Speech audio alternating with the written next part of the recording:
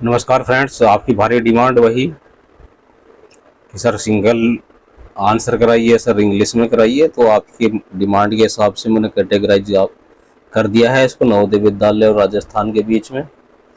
तो bilingual series last तक बने रहे, अच्छे क्वेश्चंस हिंदी इंग्लिश दोनों में। हो सकता है मैं कोई प्रोनाउंसिएशन सही ना कर पाऊँ या कोई वर्ड छोड़ दूँ इंग्लिश का, तो प्लीज़ ध्यानपूर्वक पढ़िए,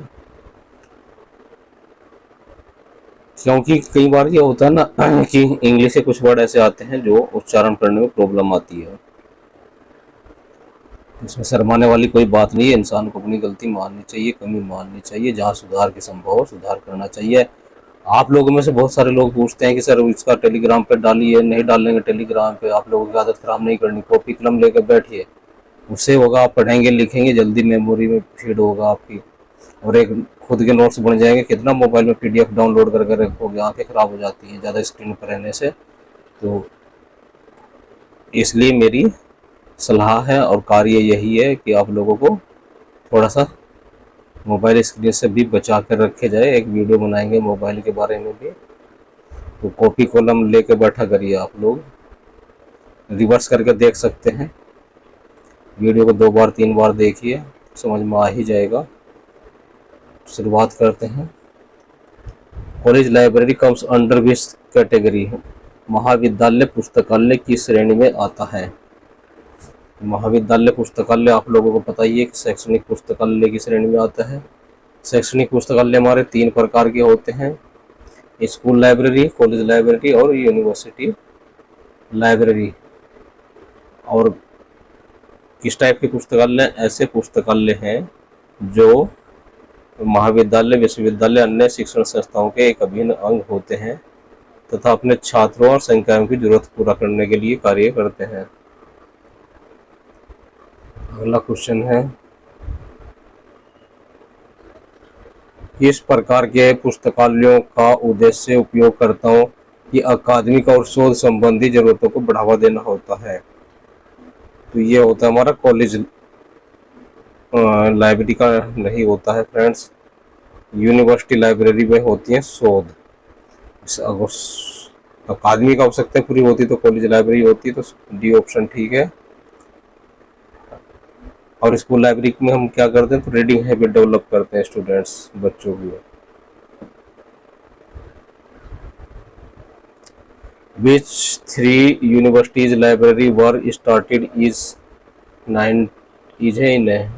1857 है। 1857 में कौन से 3 विश्वविद्यालय पुस्तकालय प्रारंभ हो गए थे? तो वो थे हमारे मुंबई, मद्रास और कलकत्ता। डी ऑप्शन ठीक है। नेक्स्ट क्वेश्चन है, which law of the library science synthesized the library legislation? पुस्तकालय अधिनियम की आवश्यकताओं पर पुस्तकालय विज्ञान का कौन सा सूत्र या नियम अधिक बल देता है?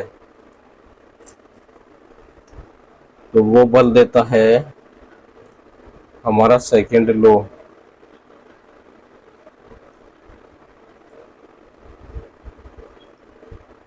अलमारियों तक खुली पहुंच को पूरा करने में कौन योगदान देता है?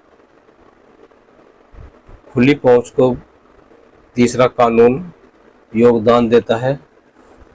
पुस्तकालय विज्ञान के नियम कब प्रतिपादित हुए थे? 1958 में। और पुस्तक के रूप में कब फाइलोलॉजी ऑफ लाइब्रेरी साइंस प्रकाशित हुई थी हमारी? 1931 में, 1931 में, जिसमें फाइलोलॉजी यानी पुस्तकालय कानून दिए गए थे। अगला क्वेश्चन है, जो पुस्तकालयों का उपयोग करते हैं उन्हें कहा जाता है? तो डेफिनेटली उनको हम पाठक या यूजर ही कहेंगे, user of the library. C option ठीक है। आईएलए के त्रैमासिक पत्रिका का नाम क्या है? What is the quarterly journal of ILA, Indian library association? तो इंडियन लाइब्रेरी एसोसिएशन का जो क्वार्टरली जर्नल है वह आईएलए बुलेटिन है। आईएलए यानी इंडियन लाइब्रेरी एसोसिएशन की स्थापना कब हुई थी? तो 13 सितंबर और सन था 1933, 1933। नेक्स्ट क्वेश्चन है, Indian library science abstract is brought by. Indian library science abstract का प्रकाशक कौन है? तो प्रकाशक पूछ रहा है, भारतीय पुस्तकालय संघ है नहीं। कौन है इसका? हमारा बी ऑप्शन ठीक है, आइसलिक। और दोस्तों आइसलिक की स्थापना 3 सितंबर 1955 को कलकत्ता में हुई थी। इसका मुख्यालय कहाँ है? कुक्करकांची, कोलकाता। किसी ने पहले भी एक दिन पूछा था कमेंट्स करके कुछ आइसलिक के बारे में, शायद हेडक्वार्टर ही पूछा था। Headquarter of IFLA is located at. IFLA का मुख्यालय कहाँ स्थित है? इफला का मुख्यालय है हमारा द हेग। और इफला का पूरा नाम क्या है दोस्तों? International federation of library association and institutions. और इसकी स्थापना 30 सितंबर को हुई थी। सन था हमारा 1927।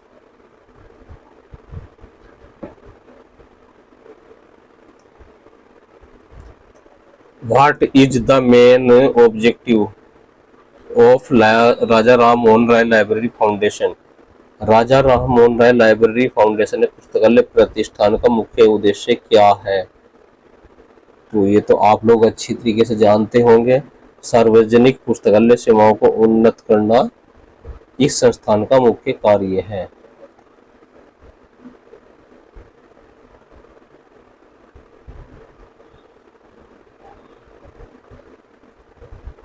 Which software package was developed by the UNESCO promotion of computer use in the library?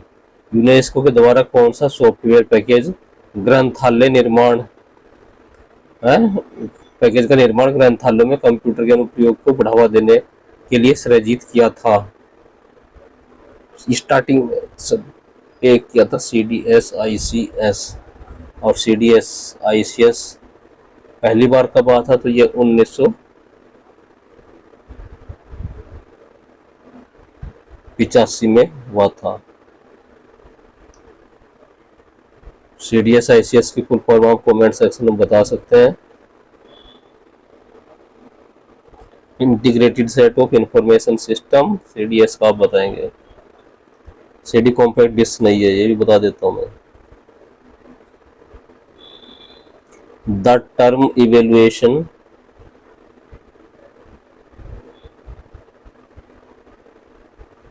भाई स्क्रीन पूरी हो जाए। The term evaluation in the library science is known as. पुस्तकालय विज्ञान में मूल्यांकन पद से क्या तात्पर्य है? इसका तात्पर्य संचालन एवं सेवाओं के सुधार के साधन।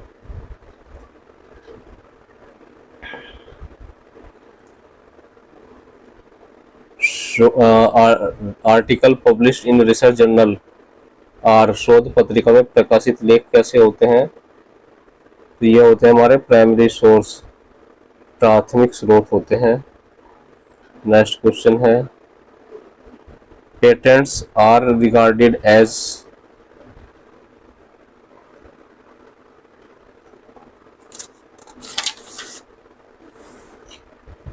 Primary source of information. निम्नलिखित में से पेटेंट या एकस्व किस प्रकार के सूचना स्रोत होते हैं? तो यह प्राथमिक स्रोत होते हैं। प्राथमिक स्रोत फिर मैं एक बार आपको रिमाइंड करा देता हूँ कौन कौन से होते हैं हमारे। Thesis, journal, report, patent, trade literature, conference proceedings और ऑफिशियल पब्लिकेशन एंड स्टैंडर्ड। ये सब हमारे क्या होते हैं? प्राथमिक स्रोत होते हैं सूचना के। अगला क्वेश्चन है, नेक्स्ट क्वेश्चन है हमारा, measuring productivity of an author based on the number of publication lead to the emergence of the लोटका law. प्रकाशन की संख्या के आधार पर लेखक की उत्पादकता का मापन लोटका नियम के आविर्भाव की ओर अग्रसर करता है। अगला क्वेश्चन करते हैं,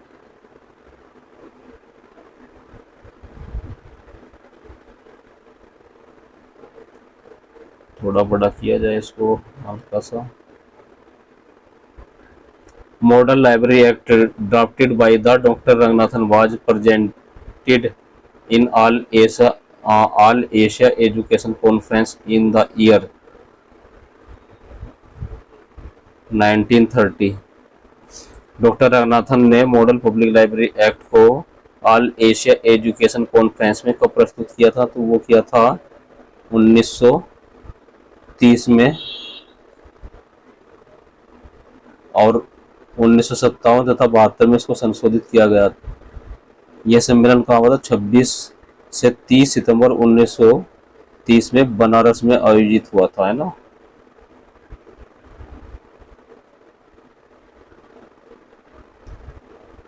अगला क्वेश्चन है, put the following library acts order for their year of enactment.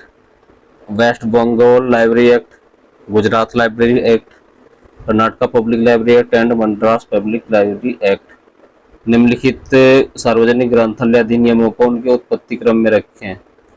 तो सोच करके बताइए कि सबसे पहला नियम कौन सा होगा। अगर मद्रास दिया है तो मद्रास सबसे पहला होगा आंसर में।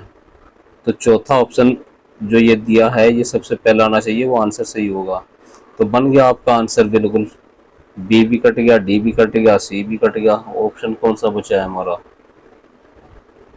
ए बचा है, क्योंकि ए में सबसे पहले दिया है।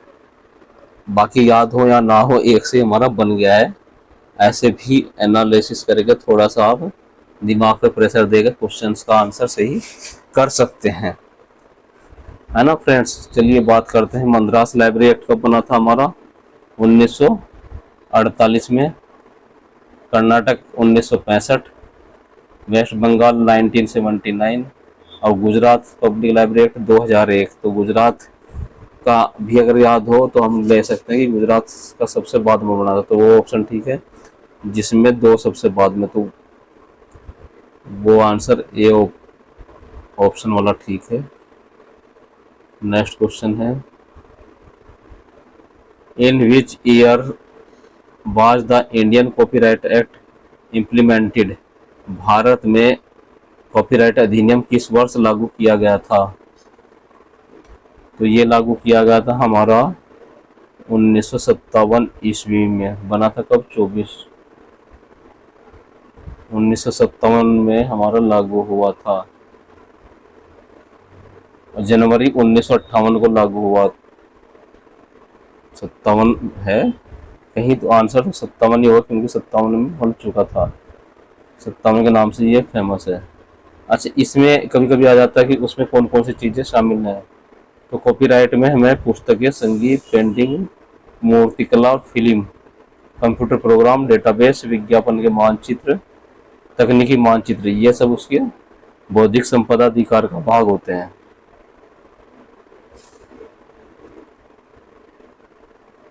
अशरेशन के क्वेश्चन आजकल पजल्स खूब आती हैं, तो दोस्तों हिंदी वाला ही मैं बोलूँगा, आप लोग इंग्लिश देख लीजिएगा।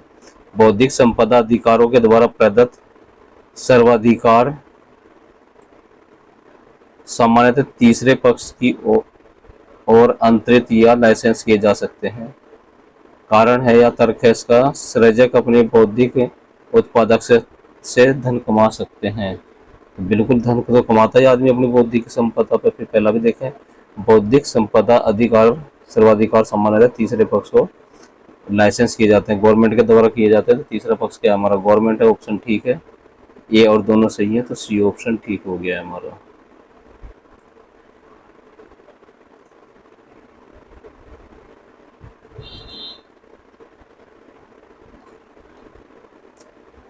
ये आर्टलिस्ट इनमें से किसका पेशेवर संगठन है? तो ये तो आप लोगों को पता ही है, LIS के शिक्षक, लाइब्रेरी साइंस के टीचरों का ये एक संघ है। बड़ा करें, चलिए बड़ा करते हैं थोड़ा सा और समझ में आ जाएगा। किसका संगठन है ये? हमने लिखा है लाइब्रेरी साइंस के शिक्षकों का।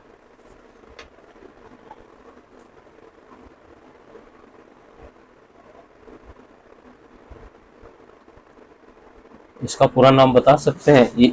आई से इंडियन, ए से एसोसिएशन, टी से टीचर ऑफ एल से लाइब्रेरी, आई से इंफॉर्मेशन, एस से science. IATLIS Indian association of teacher of library and information science, इसकी स्थापना कब हुई थी? 19 दिसंबर 1969, 1969 में इसकी स्थापना हुई थी। और हेड ऑफिस कहाँ है इसका? पंजाब यूनिवर्सिटी चंडीगढ़ के library science department head office है। मुझे मौका मिला है घूमने का, देखने का, तो गया हूँ। Association of college and research libraries, ACURL USA is a, क्या है ये? ACRL एसोसिएशन है, यह कॉलेज और रिसर्च लाइब्रेरीज की। तो यह क्या है? तो यह अमेरिकी पुस्तकालय संघ का एक भाग है।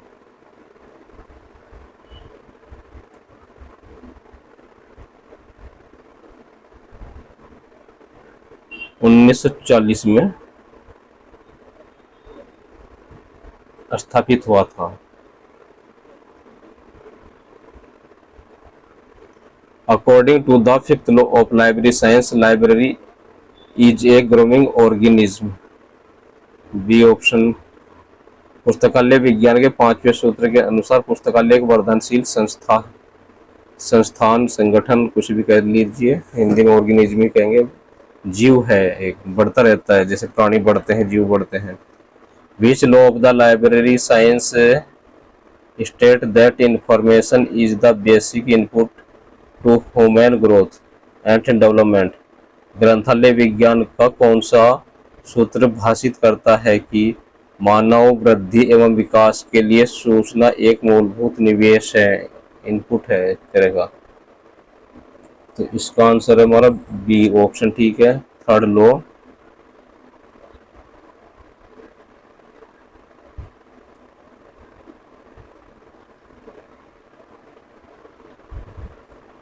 बी ऑप्शन ठीक है ना फ्रेंड्स, थर्ड लॉ या तृतीय सूत्र है। सभी सूत्रों को एक बार डिस्कस कर लेते हैं। तो पुराना मतलब जो पहला सूत्र हमने बताया था पुस्तक के उपयोग के लिए है। दूसरा सूत्र है प्रत्येक पाठक को उसका या उसकी पुस्तक मिले। तीसरा है प्रत्येक पुस्तक को उसका पाठक मिले। चौथा है पाठक का समय बचे। और पांचवा है पुस्तकालय एक वर्धनशील संस्था है। नेक्स्ट क्वेश्चन करते हैं। पुस्तकालय कानून के विकास से कौन सा चीज संबंधित है? तो पुस्तकालय कानून के लिए सार्वजनिक पुस्तकालयों का होना जरूरी है। Yes.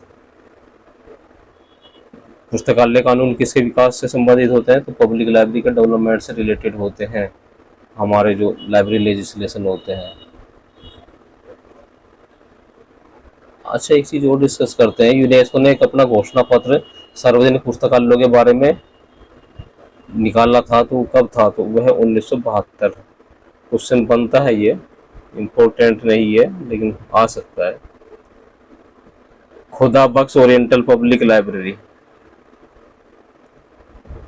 Is located at, Khuda Bakhsh oriental सार्वजनिक पुस्तकालय कहाँ स्थित है? पटना में स्थित है। बी ऑप्शन ठीक है। और इम्पोर्टेंट क्वेश्चन है, ऐसे भी पूछ लेता है डायरेक्ट, नहीं तो पजल्स में, मैचिंग के क्वेश्चंस में जरूर आता है। तो ये चीज आप लोगों को याद होना चाहिए। Which of the following is not an objective Raja Rammohan Roy library foundation, निम्नलिखित में से राजा राममोहन राय लाइब्रेरी फाउंडेशन का उद्देश्य नहीं है। तो दोस्तों उद्देश्य पूछ रहा है, कौन सा नहीं है? अब इसमें दो ऑप्शन ही है, अगला पेज शॉर्ट करके देखते हैं। तो कौन सा उद्देश्य नहीं है? तो यस, शैक्षणिक पुस्तकालयों की निर्देशिका का अनुरक्षण करना। डी ऑप्शन है इस क्वेश्चन का आंसर, ये इसका उद्देश्य नहीं है। और राजा राममोहन राय लाइब्रेरी फाउंडेशन की स्थापना कब हुई थी? तो 1972 को इसकी स्थापना हुई थी। और कलकत्ता में साल्टेक, कलकत्ता में इसका ऑफिस है।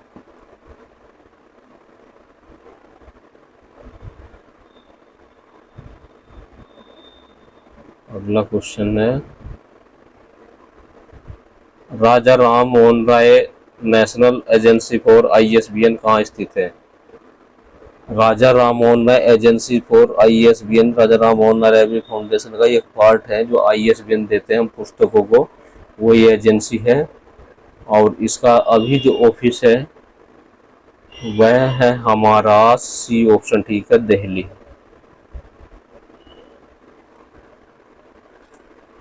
पहले क्या था इसका हेड ऑफिस, वही था कलकत्ता में, लेकिन नई दिल्ली में सन 2011 में स्थानांतरित हो गया था। कभी कभी क्वेश्चन पूछ लेता है कब स्थानांतरित हुआ, तो 2011 में दिल्ली स्थानांतरित हुआ था। International advisory committee on the documentation libraries and archives UNESCO was established in. प्रलेखन ग्रंथालय एवं अभिलेखागार यूनेस्को पर अंतर्राष्ट्रीय परामर्श समिति का गठन कब हुआ था, या कब गठित हुई थी समिति? तो यह समिति गठित हुई थी 1967 में। तो आज की वीडियो को समाप्त करें यहीं पर, नई वीडियो में फिर मिलेंगे और सीरीज दोनों साथ साथ चलती रहेगी, तो आप लोगों को हर तरह से क्वेश्चंस या मिलेंगे और हर तरीके से एग्ज़ाम के लिए आप तैयार रहिए। किसी भी टाइप का क्वेश्चन आए तो छोड़ेंगे नहीं, बीट करना है तो कंपटीशन बीट करना है। मेरी यही शुभकामनाएं आप लोगों के साथ हैं। ठीक है दोस्तों, आप मोटिवेशन का भी थोड़ा बहुत आप लोगों को दिया करेंगे। इस चैनल पे भी दूसरा एक चैनल है होप एक्स्ट्रा डोज, तो लाइफ में बहुत सारी चीज़ें सीखने के लिए आप वहाँ जा सकते हैं, और यहाँ भी एजुकेशन से रिलेटेड ही 2-4 मोटिवेशन ज़रूर देंगे। मैसेज फॉर यू के अंतर्गत एक वीडियो दी थी और भी दी जाएगी। नमस्कार।